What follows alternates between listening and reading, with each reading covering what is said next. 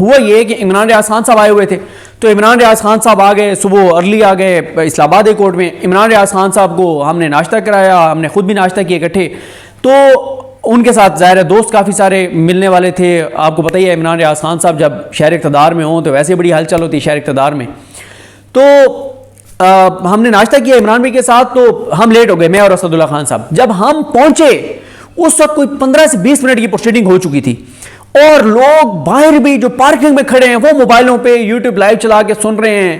اور ہم انٹر ہوئے وہاں سے پارکنگ گیٹ سے لے کے اور کورٹ روم کے باہر تک ایک ہی آواز تھی، جسٹس اطہر من اللہ، جسٹس اطہر من اللہ، ایک ہی آواز تھی. اور جب کورٹ روم کے باہر پہنچے تو وہاں بھی ایک بینچ، اندر 6 رکنی بینچ سماعت کر رہا تھا، باہر 4 رکنی ایک بینچ وہاں پہ جو ہے وہ اندر جو چلنے والی پروسیڈنگ ہے اس کے اوپر وہ بینچ جو ہے وہ اپنے تجزیے اور اپنی اوپینین دے رہا تھا. اور وہ بینچ تھا فیصل چودھری صاحب، ابو ذر سلمان نیازی صاحب، علی اجاز بھٹر صاحب اور انتظار حسین پنجوتا صاحب. یہ اپنی، اور یہ کہتے جیسے ہم گئے ہیں میں اور اسے کہتے ہیں جی مس کر دیا آپ نے سارے کچھ. ہم نے کہا جی ہم نے مس نہیں کیا، ہم بھی راستے میں یوٹیوب لائیو جو ہے وہ سن رہے تھے کہ کیا ہو رہا ہے. اور خیر یہ ساری چیزیں ہیں. تو میں نے آپ کو بتایا کہ اندر جو ماحول تھا وہ ایسا تھا کہ ایک ایک جھوٹ کے اوپر لوگ استغفر اللہ کہہ رہے تھے، لوگ اور جو الفاظ استعمال کر رہے تھے ظاہر ہے وہ وکیل کر سکتے ہیں، میں کروں گا تو آپ کو پتہ ہی ہے جی آئی ٹی بنی ہوئی ہے، پہلے ہی ہمیں نوٹس آئے وہ جی آئی ٹی سے. یعنی وہ الفاظ جو وکیل بیٹھ کے پیچھے بول رہے تھے وہ الفاظ میں یہاں پہ نہیں بتا سکتا آپ کو، جو جھوٹ جو بولے جا رہے تھے اس کے اوپر جو الفاظ تھے لوگوں کے. اور جب اطہر من اللہ صاحب بولتے تھے، بات کرتے تھے، تو چہروں کے اوپر جو مسکراہٹیں آتی تھیں اور جو لوگ اش کر اٹھتے تھے کہ کیا بات ہے یار، کیا مطلب پاکستان کی تاریخ میں کم ہی ایسے ججز گزرے ہوں گے، اور آئندہ تو بڑا ہی مشکل ہے کیونکہ جس طرح کا ماحول بنا دیا گیا ہے. اب تو جو آئیں گے وہ چابی والے کھلونے ہی آئیں گے اور ان کو لایا جائے گا. اور ابھی بھی آپ دیکھ لیں سپریم کورٹ میں جس طرح سے اسامیاں خالی ہیں اور ججز کو نہیں لایا جا رہا. اور پھر اب آپ دیکھیں نا کہ ایک بدقسمتی ہے، یعنی یہ میں کہتا تو میرے اوپر تنقید ہوتی. آپ حسنات ملک صاحب کو سن لیں، آپ اور ہمارے ایک دوست ہیں شاید احمد عدیل سرفراز نے بھی اس پہ بات کی ہے، یا احمد عدیل سرفراز نے نہیں کی، صرف حسنات ملک صاحب اور اسد طور صاحب اس پہ بات کر رہے تھے. لیکن میں نے 2-3 لوگوں کی بات کرتے ہوئے سنا کہ اب مسرت ہلالی صاحبہ جو ہیں وہ اس لیے صرف قاضی فائز عیسیٰ صاحب کے ساتھ جائیں گی، ان کے ساتھ جو بھی ان کی اوپینین ہوگی، کہ قاضی فائز عیسیٰ صاحب ان کو سپریم کورٹ میں لائے تھے. پاکستان کی اس سے بڑی بدقسمتی نہیں ہو سکتی کہ ایک 25 کروڑ کے ملک کا highest forum supreme court, 25 crore میں سے 17 لوگ جو ہیں وہ سپریم کورٹ کے جج ہوتے ہیں، جو لوگوں کی زندگی اور موت کے فیصلہ کرتے ہیں، وہ زندگی اور موت کے فیصلے کرتے ہیں، جو ملک کے مستقبل کے فیصلے کرتے ہیں، جن کے فیصلوں سے یا ملک کے اندر انسانی حقوق کی بحالی ہوتی ہے یا پامالی ہوتی ہے. یہ سب کچھ سپریم کورٹ پہ ڈیپینڈ کرتا ہے.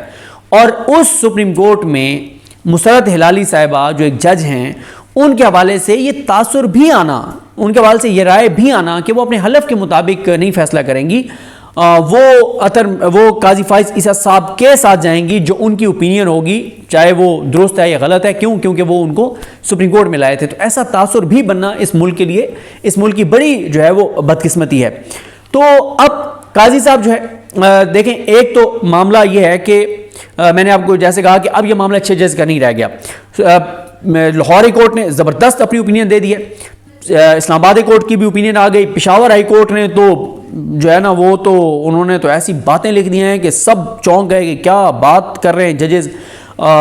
سندھ ہائی کورٹ کا بھی موقف جو آیا، اور بلوچستان ہائی کورٹ، کوئی ہائی کورٹ یہ نہیں کہہ رہی کہ ہمارے کام میں مداخلت نہیں ہو رہی. تو اب یہ معاملہ جو ہے یہ 6 ججز کا نہیں ہوا، اب یہ 5 ہائی کورٹس کا معاملہ ہے، 5 ہائی کورٹس کا معاملہ ہے. اور ظاہر ہے سپریم کورٹ کے ججز یہ تھوڑی بتائیں گے کہ ہمیں کیسے اپروچ کیا جاتا ہے اور ہمارے ساتھ کیا ہوتا ہے، وہ تو کبھی بھی نہیں بتائیں گے. ظاہر ہے وہ بتائیں گے تو پھر تو وہ بینچ میں بیٹھ ہی نہیں سکتے، اسی وقت ان کو بھی ریزائن کرنا پڑے گا. تو اب 5 ہائی کورٹس آ گئی ہیں 6 ججز کے بعد، اور 5 ہائی کورٹس آن بورڈ ہیں کہ اس معاملے میں اب ان 6 ججز کے ساتھ کہ جی بالکل مداخلت ہے. ہاں ایک ہائی کورٹ کا یہ اوپینین ہے کہ ان ججز کو خود یہ سارا کچھ کرنا چاہیے تھا اور یہ سارا معاملہ یہ ایک الگ ایک جو ہے وہ رائے ہے.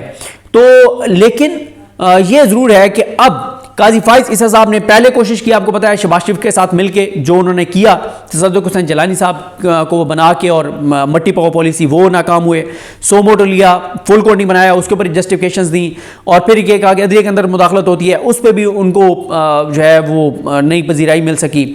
پھر قاضی فائز عیسیٰ صاحب چاہ رہے تھے کہ کیونکہ قاضی فائز صاحب تو کہہ رہے تھے پوری دنیا میں ایسا ہوتا ہے, پاکستان میں بھی ایسا ہوتا رہا ہے, بیوروکریسی میں بھی ایسے ہوتا ہے, پھر OSD بنائے جاتے ہیں, فون ٹیپنگ کو بھی انہوں نے ایک طرح سے جسٹیفائی کیا ایک مثال دے کر. تو یہ ساری چیزیں کی قاضی فائز صاحب نے, اور یہ ساری چیزیں جب کی اور وہ بالکل اس کو مٹی ڈالنے کے لیے نارمل انداز میں وہ کر رہے تھے, لیکن آپ دیکھیں کہ اینڈ میں اطہر من اللہ صاحب نے ان کو آخری 3 منٹ میں مجبور کر دیا کہ ایک پوائنٹ ایڈ وہ کروائیں.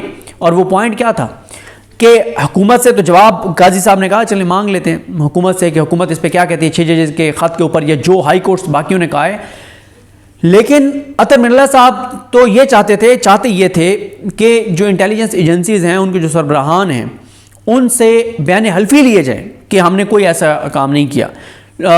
لیکن یہ نہیں تو انہوں نے کہا جواب تو ایٹ لیسٹ آپ لیں انٹیلیجنس ایجنسی سے. تو یہ قاضی صاحب نے اب ڈکٹیٹ کروایا آرڈر کہ انٹیلیجنس ایجنسی سے جو ہے وہ جواب وہ بھی جمع کروائیں. یہ آخری 3 منٹ میں ہوا ہے اطہر من اللہ صاحب کے اس کے اوپر ہوا ہے, ورنہ قاضی صاحب یہ نہیں کرنا چاہتے تھے.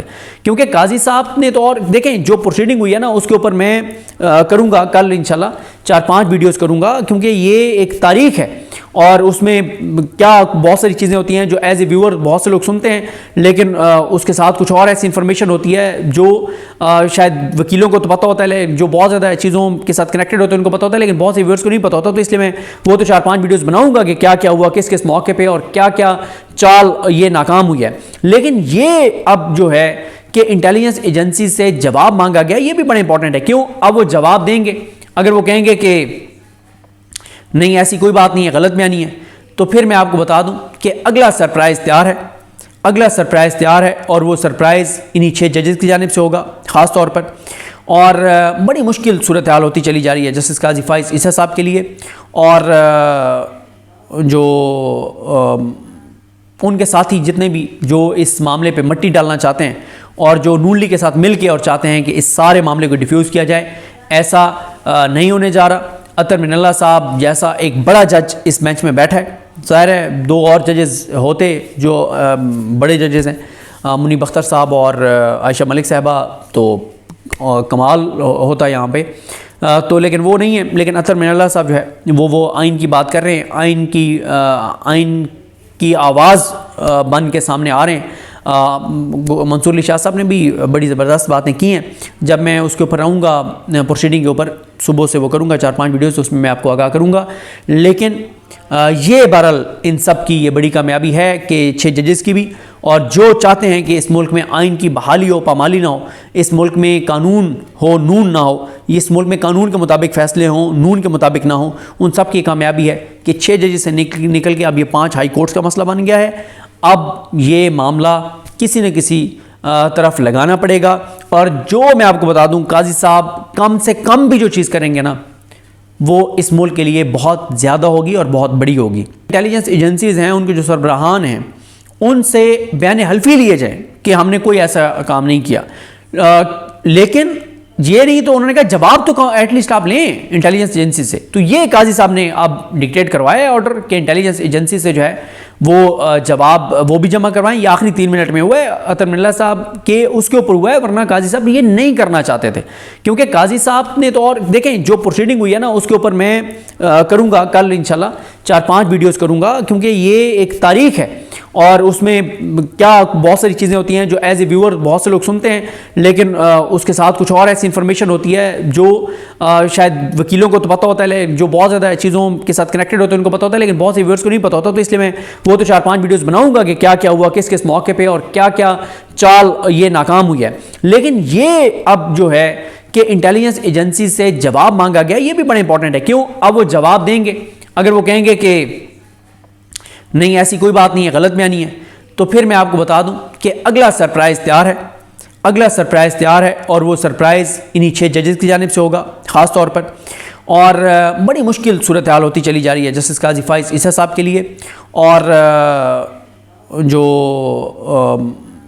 ان کے ساتھی جتنے بھی جو اس معاملے پہ مٹی ڈالنا چاہتے ہیں اور جو نون لیگ کے ساتھ مل کے اور چاہتے ہیں کہ اس سارے معاملے کو ڈیفیوز کیا جائے، ایسا نہیں ہونے جا رہا۔ اطہر من اللہ صاحب جیسا ایک بڑا جج اس بینچ میں بیٹھا ہے، ظاہر ہے 2 اور ججز ہوتے جو بڑے ججز ہیں، منیب اختر صاحب اور عائشہ ملک صاحبہ، تو کمال ہوتا ہے یہاں پہ، تو لیکن وہ نہیں ہے۔ لیکن اطہر من اللہ صاحب جو ہے وہ آئین کی بات کر رہے ہیں، آئین کی آواز بن کے سامنے آ رہے ہیں۔ منصور علی شاہ صاحب نے بھی بڑی زبردست باتیں کی ہیں، جب میں اس کے اوپر رہوں گا پروسیڈنگ کے اوپر صبح سے وہ کروں گا 4-5 ویڈیوز، تو اس میں میں آپ کو آگاہ کروں گا۔ لیکن یہ بہرحال ان سب کی یہ بڑی کامیابی ہے کہ 6 ججز کی بھی، اور جو چاہتے ہیں کہ اس ملک میں آئین کی بحالی ہو، پامالی نہ ہو، اس ملک میں قانون ہو، نون نہ ہو، اس ملک میں قانون کے مطابق فیصلے ہوں، نون کے مطابق نہ ہوں، ان سب کی کامیابی ہے کہ 6 ججز سے نکل کے اب یہ 5 ہائی کورٹس کا مسئلہ بن گیا ہے۔ اب یہ معاملہ کسی نہ کسی طرف لگانا پڑے گا، اور جو میں آپ کو بتا دوں، قاضی صاحب کم سے کم بھی جو چیز کریں گے نا، وہ اس ملک کے لیے بہت زیادہ ہوگی اور بہت بڑی ہوگی۔ یہ کچھ تفصیلات تھیں، مجھے اپنے دعا میں یاد رکھیں۔ اللہ کریم ہم سب کا حامی ناصر ہو۔ اللہ حافظ۔